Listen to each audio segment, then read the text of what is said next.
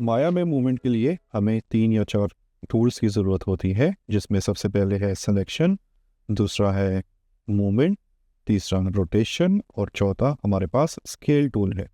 तो अगर आपने किसी भी ऑब्जेक्ट को सेलेक्ट करना हो, मूव करना हो, रोटेट करना हो, तो हम ये मेन्यू जो है ये यूज़ करेंगे। तो चलिए, अब हम इस ऑब्जेक्ट को अगर सेलेक्ट करते हैं तो हम क्यू की प्रेस करते हैं या इस वाले आइकन पे क्लिक करेंगे और हम यहाँ पर क्लिक करेंगे तो ये हमारे पास सेलेक्ट हो जाता है। जब हम किसी ऑब्जेक्ट को सेलेक्ट करते हैं तो ये हमें डायरेक्ट उसकी प्रॉपर्टीज़ में लेकर जाता है और वो प्रॉपर्टीज़ हमारे पास यहाँ पर होती है चैनल बॉक्स में या लेयर एडिटर में। और यहाँ पर आप देख सकते हैं translate X, Y and Z, rotation और स्केलिंग, और आप इनकी विजिबिलिटी भी ऑन ऑफ कर सकते हैं। यहाँ पर आप इनको डिफरेंट वैल्यूज़ दे सकते हैं और बाय डिफ़ॉल्ट इनके सारे वैल्यूज जो होते हैं वो 0 होते हैं सिवाय स्केल के, क्योंकि ऑफ कोर्स स्केल 1 पर ही होता है।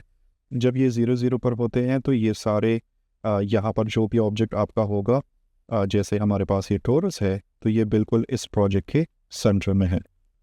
सिलेक्शन हमारे लिए बहुत सारे काम करती है। जैसे सपोज़ मैं इसकी कॉपी लेता हूँ, तो अगर मैं कंट्रोल डी क्लिक कर लेता हूँ तो हमारे पास इसकी कॉपी बन गई और हम इसको मूव कर सकते हैं। ये देखिए, अगर मैं एक और कॉपी ले लूँ तो मेरे पास एक और कॉपी बन गई। अगर मैं एक और कॉपी ले लूँ तो मेरे पास एक और कॉपी बन गई।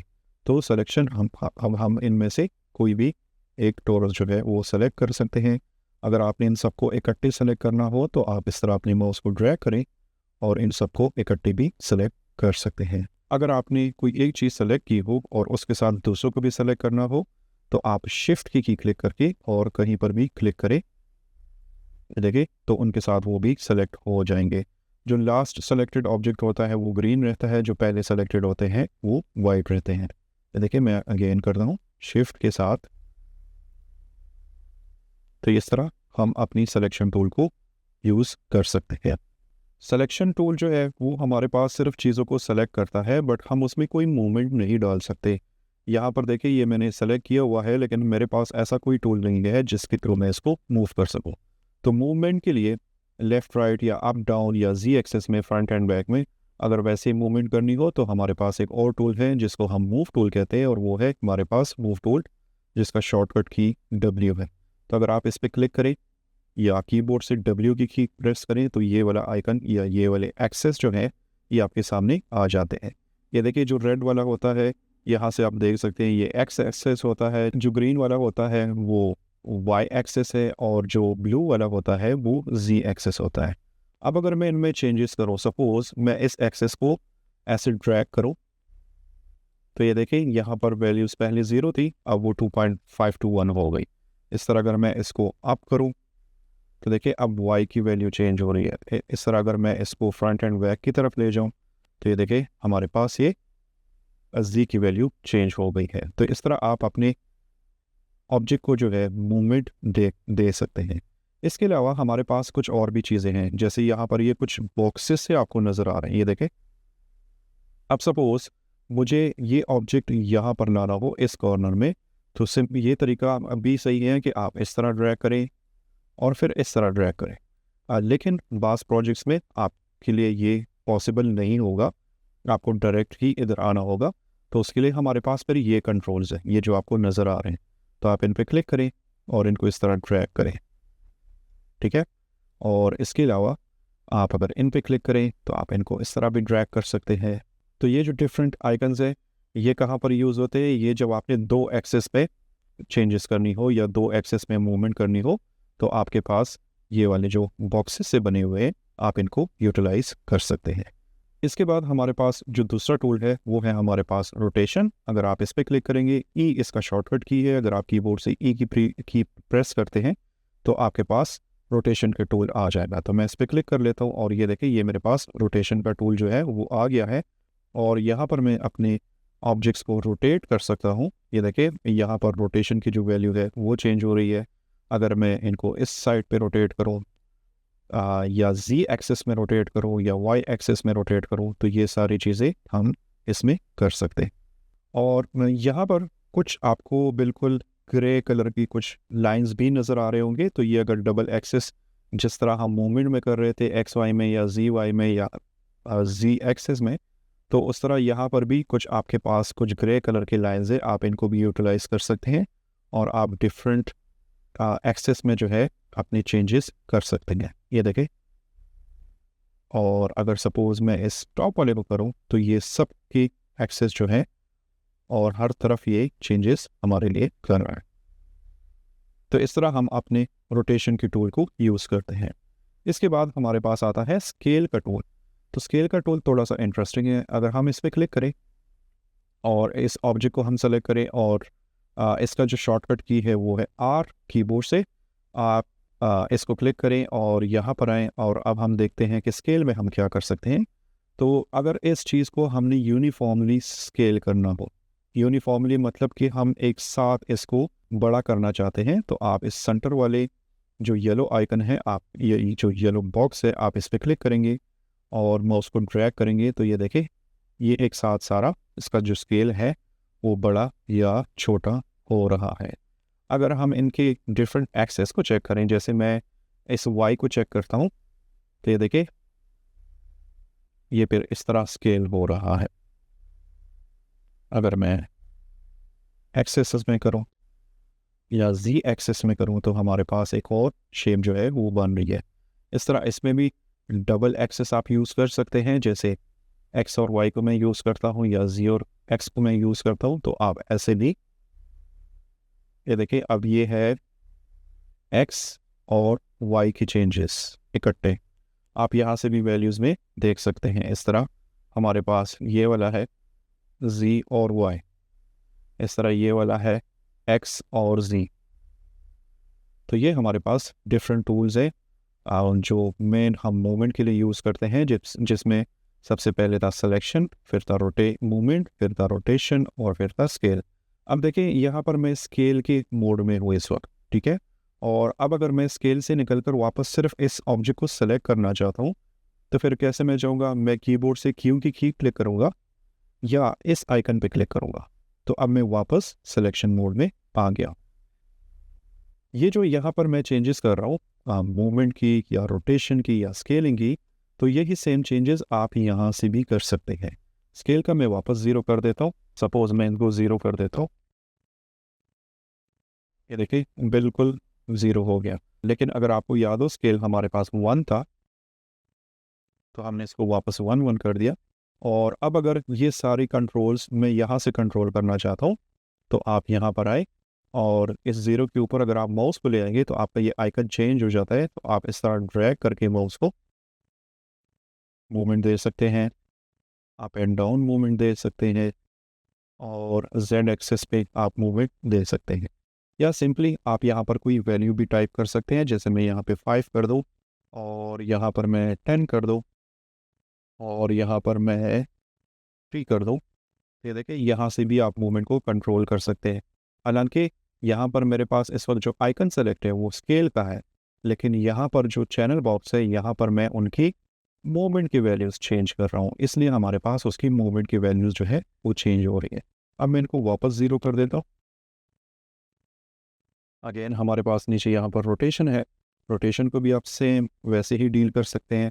यहाँ पर कोई भी आइकन या कोई भी एक्सेस आपका सेलेक्ट हो, जैसे इस वक्त वही स्केल वाला है, लेकिन चूंकि यहाँ से मैं रोटेशन में काम कर रहा हूँ इसलिए इससे फ़र्क नहीं पड़ता कि यहाँ पर क्या सेलेक्ट है या कौन से एक्सेस सेलेक्ट है, स्केल सेलेक्ट है, रोटेशन है, मूवमेंट है या कुछ भी नहीं सेलेक्ट। सपोज़ मैं सिंपली सिलेक्शन टूल पे कर देता हूँ और मैं इसको मूव कर रहा हूँ तो देखिए इस वक्त कोई एक्सेस नहीं है लेकिन मेरी मूवमेंट हो रही है। अगेन मैं रोटेशन भी वैसे ही कर सकता हूँ किसी भी एक्सेस में, और जी एक्सेस में भी मैं कर सकता हूँ, ठीक है। और अगेन यहाँ से मैं स्केल भी खुद अपने तरीके से कंट्रोल कर सकता हूँ। हालांकि यहाँ पर मेरे पास कोई टूल सेलेक्ट नहीं है सिवाय सिलेक्शन टूल के। तो जो सिलेक्शन टूल है ये क्या करता है, ये आपको चीज़ों को मूव करने के लिए या मॉडिफाई करने के लिए एक पैनल जो है या प्रॉपर्टीज़ जो है वो प्रोवाइड करता है। तो इस तरह हम माया में जो बेसिक मूवमेंट होती है, रोटेशन होती है, स्केलिंग होती है या सिलेक्शन होती है, वो हम इन टूल्स की मदद से कर सकते हैं। अब मैं कंट्रोल जी करके अपने ऑब्जेक्ट को वापस अपनी पोजीशन में ले आता हूँ। और अगर आप यहाँ से नहीं कर सकते तो आप यहाँ से सारे 0 वैल्यूज़ डाल दें तो ये वापस अपनी डिफ़ॉल्ट हालत में आ जाएगा। अच्छा, यहाँ पर एक और भी चीज़ है, अगर मैं इसकी कॉपी निकाल लूँ कंट्रोल डी करके और इसको मैं मूव करूँ ऐसे, और इसको मैं स्मॉल करूँ और एक और कॉपी निकाल लेता हूँ और इसको मैं यहाँ पर ले आता हूँ और इसको मैं थोड़ा सा रैंडम करके कर देता हूँ। अब अगर सपोज़ मेरे पास ये पूरा सीन है और मैं काम इस वाले टोरस में कर रहा हूँ या इस वाले ऑब्जेक्ट में कर रहा हूँ और मेरी नेविगेशन जो है वो प्रॉपर नहीं है, तो मैं क्या करूँगा, मैं इसको फोकस करूँगा। या सिंपल अल्फाज में अगर आपने किसी चीज़ को जूम करना हो, उस पर फोकस करना हो, तो आप कीबोर्ड से F की क्लिक करेंगे, F। तो मैं F की क्लिक करूँगा और ये देखिए ये जूम हो गया है और अब ये बिल्कुल सेंट्रलाइज है, हमारे व्यू पोर्ट के सेंटर में है और हम इस पे काम कर सकते हैं। अब सपोज़ मैं इस वाले टोरस को सेलेक्ट करूं और मैं चाहता हूं कि ये में मुझे ज़्यादा फोकस नज़र आए, तो मैं उस पर F की क्लिक करूंगा। तो देखिए वो दोनों जो है वो पीछे रह गए और मैं इस वाले टोरस पे आ गया हूँ। इस तरह अगेन अगर आप जूम आउट हैं और मैं सपोज़ ये इस वाले में काम कर रहा हूँ और मैंने इसके करीब जाना है और इसको फुली देखना है, सपोज़ कोई इस तरह का ऑब्जेक्ट है जिसमें आप काम कर रहे हैं, उसमें कोई चेंजेस कर रहे हैं, कोई एनिमेशन डाल रहे हैं, कुछ भी डाल रहे हैं और उसके करीब जाना हो, तो एक तो हम zoom in zoom out use करते हैं, लेकिन एग्जैक्टली सिर्फ उसी ऑब्जेक्ट पे अगर आपने फोकस करना हो तो आप कीबोर्ड से F की क्लिक करेंगे तो आप बिल्कुल उस ऑब्जेक्ट पे चले जाएंगे। अब मैं इन दोनों को डिलीट कर देता हूँ और आपको एक और शॉर्टकट की सिखा देता हूँ। यहाँ पर जो बैकग्राउंड हमें नज़र आ रहा है ये ग्रे है और ये हमारे पास एक ग्रिड है। अगर आपने इस पूरे एनवायरनमेंट को या इस पूरे व्यू को चेंज करना हो तो हमारे पास कीबोर्ड का शॉर्टकट की है Alt B। देखिए Alt B अगर आप क्लिक करते हैं तो हमारे पास ये थोड़ा सा ब्राइट हो गया, दोबारा आप क्लिक करेंगे तो ये देखिए ये एक पुराना स्टाइल है माया का। पहले माया का बाय डिफ़ॉल्ट सेटिंग इस तरह आती थी।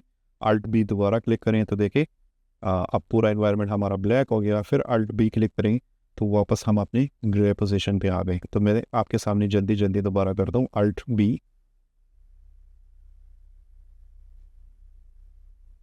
तो सपोज़ आप कोई काम कर रहे हो, कोई प्रोजेक्ट या कोई सीन में आप काम कर रहे हो, बाज़ औक़ात ऑब्जेक्ट्स आपको प्रॉपर दिखाई नहीं देते या वो एनवायरनमेंट की वजह से वो आपको दिखाई नहीं देते, तो आप कीबोर्ड की शॉर्टकट की Alt B की मदद से वो सारा एनवायरनमेंट जो है वो चेंज कर सकते हैं। तो जैसे कि मैंने आपको ये 3-4 चीज़ें सिखा दी और अब हम अगर इनको प्रैक्टिकली आज़माते हैं और इनको प्रैक्टिकली चेक करते हैं, तो चलिए वो कैसे करते हैं। तो ये हमारे पास एक कार मॉडल है और अब हमने इस कार मॉडल को सेट करना है। तो मैं सपोज़ इस कार मॉडल पे क्लिक करूँगा और इसको मैं यहाँ पर लेकर आऊँगा और इसको मैं रोटेट करूँगा और मैं शॉर्टकट कीज़ यूज़ कर रहा हूँ। और आपको अगर मेरे शॉर्टकट कीज़ नज़र नहीं आ रहे तो आप यहाँ पर फोकस कर सकते हैं, उससे आपको अंदाज़ा होगा कि मैं किस टाइम कौन सा टूल जो है वो यूज़ कर लूँ।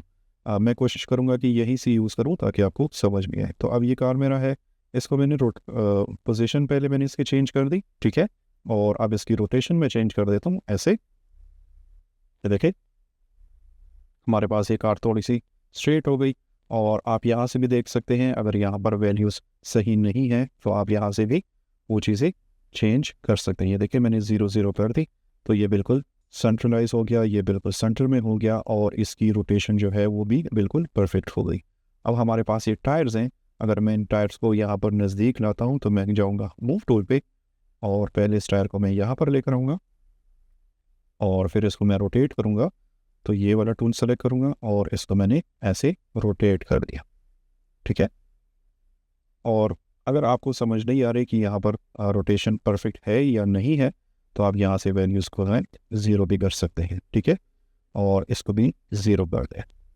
अगेन यहाँ पर एक और टायर है, ये बिल्कुल परफेक्ट अपनी जगह पर है, लेकिन इसको मतलब रोटेशन इसकी बिल्कुल सही है, लेकिन इसकी पोजीशन सही नहीं है। तो मैं इसको भी इस तरह ड्रैग करके यहाँ पर ले जाऊँगा। ये देखें बिल्कुल परफेक्ट अपनी जगह पे हो गया। नेक्स्ट मैं इस टूल पे आता हूँ और इसको भी अगर मुझे रोटेट करना हो तो ये देखें मैं इसे रोटेट कर लेता हूँ और फिर पोजीशन की क्लिक कर लेता हूँ और फिर इसको नज़दीक ले आता हूँ। फिर ये वाला टायर है हमारे पास और देखिए मैं जब जो अपनी सीन को जो है ऑर्बिट कर रहा हूँ तो उसके लिए मैं अल्ट और लेफ़्ट की क्लिक कर रहा हूँ माउस से, जिससे मेरा पूरा सीन जो है वो रोटेट हो रहा है। तो अब इस टायर को हम रोटेट करते हैं, इस पर क्लिक कर लेंगे और इसको ऐसे रोटेट कर लेंगे और फिर मूव का टूल है, इसको मैं मूव करने था। ठीक है, ये देखें हमारे पास ये सारी चीज़ें आ गई हैं। और अब आप इन सब को सेलेक्ट करें और आप इसकी स्केलिंग भी कम या ज़्यादा कर सकते हैं। अभी ये चीज़ें ग्रुप में नहीं है, तो इसलिए जब मैं इसको स्केल करता हूँ तो ये देखिए अलग अलग स्केल हो रही है। तो आपने क्या करना है, इन सब को सेलेक्ट करना है और कंट्रोल जी की क्लिक करनी है, जिससे ऑब्जेक्ट जो है वो हमारे पास ग्रुप हो गए। और अब अगर आप इसको स्केल करेंगे तो ये एक साथ स्केल हो रहे हैं। तो इस तरह आप अपने इन 3 टूल्स को यूज़ कर सकते हैं, मूवमेंट, रोटेशन और स्केलिंग टूल। और सिलेक्शन के लिए हम ये वाला टूल यूज़ करते हैं। तो ये टॉपिक था हमारे पास बेसिक मूवमेंट के लिए। चलते हैं नेक्स्ट वीडियो की तरफ।